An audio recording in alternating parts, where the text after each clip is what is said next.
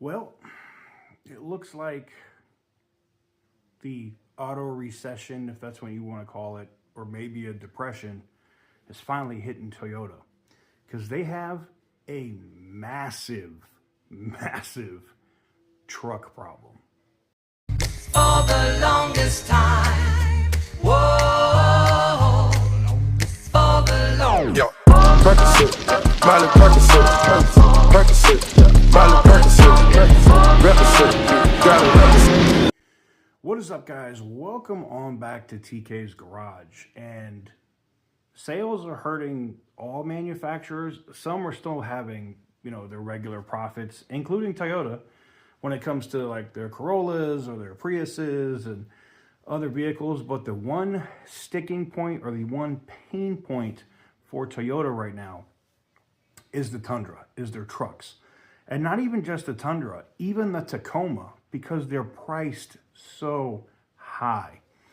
Now, I've seen a bunch of other videos on this platform of people that have actually gone out and talked about it, and I had to go see it for myself because I saw a video, and I recommend you go check out his channel. I saw a video from Car Questions Answered, right? And he's walking around this Toyota lot, and I just was like, no way. So I popped down to my own Toyota lot, which is, 15 minutes from the house. And yeah, there are, and I talked to the general manager at this Toyota location, and I talked to a bunch of the sales guys, and it's like, it's not that people don't want them. Banks aren't writing loans on these Toyota trucks. Now, part of that comes back to the issue that these trucks had previously, where all of these engines are having to be replaced in these Toyota Tundras, right? So that immediately puts like a black mark on the brand and that truck, right? So banks are like, all right, am I gonna write an $85,000 loan for this, Cornerstone Edition Toyota Tundra, and then the engine grenades or Toyota doesn't cover it? Because that's been a new thing for Toyota, whether it's the Corolla GR or some of the other vehicles that I've seen literally bust out in flames, and then Toyota says, we're not going to cover it because it didn't have stock tires on it. What? I hope at least in that case that customer went and got like Cronin Moss or one of these other automotive, with Gordon and Partners, somebody, and went after them viciously. So let's talk about why Toyota's in trouble. And here's the Toyota inflated their prices. They did the same thing, and they kind of tried to follow the industry because Ram kind of caught the industry. I mean, we've always had the GMC Denali, which was kind of like the luxury pickup truck. And then Ram literally was like, yeah, here's a pickup truck that looks like a Lexus on the interior. Here's a big 12-inch screen. Here's leather heated and cooled seats. Here's all the giant sunroof.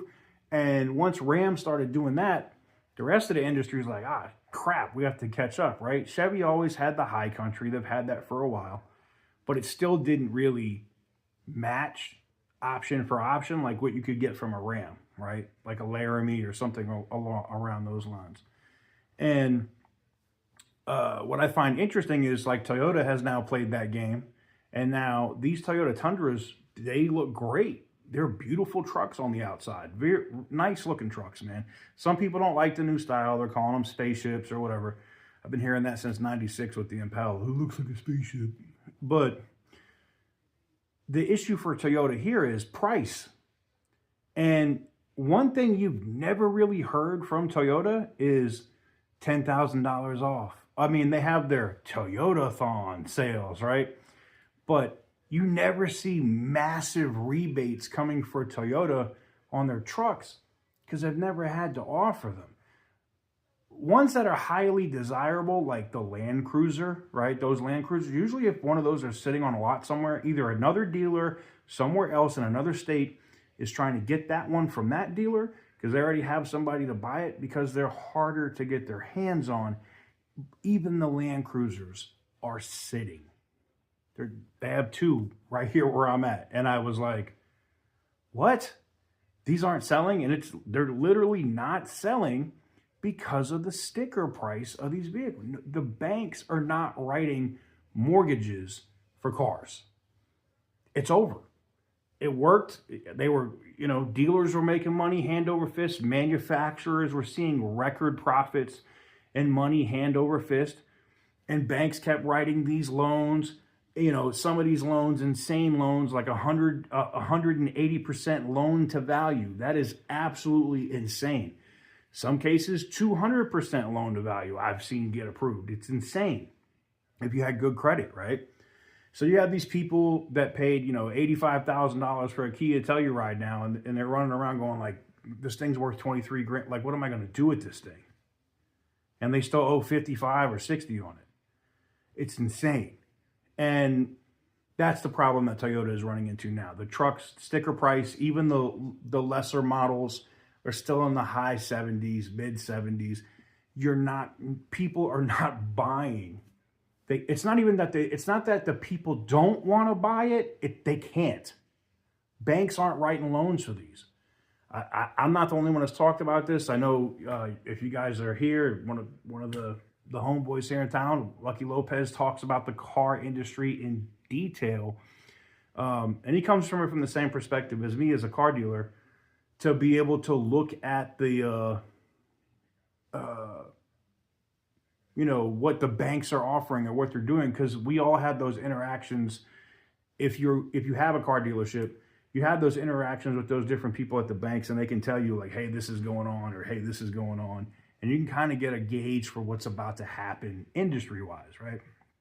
So, but I thought it was interesting. This is the first time that I can say in at least the last 8 years, maybe 10, that Toyota's had trucks or vehicles in general that have sat on their lot more than 180 days.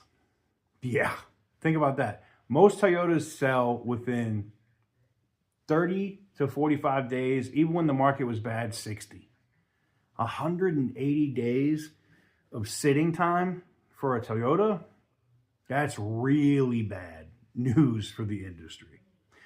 Let me know what you guys think in the comment section down below. Is this a little blip for Toyota? Are they going to turn it around? Are they going to issue a bunch of massive rebates, and then everybody kind of gets hooked on the rebates, and then nobody buys? That's the thing. I think Toyota is trying to wait out the consumers. I don't think they want to issue massive rebates, for their dealers on these vehicles, because then it kind of gets the consumers in let's wait and see if there's any rebates that are coming. And Toyota's into we build the best stuff. You want it, come get it.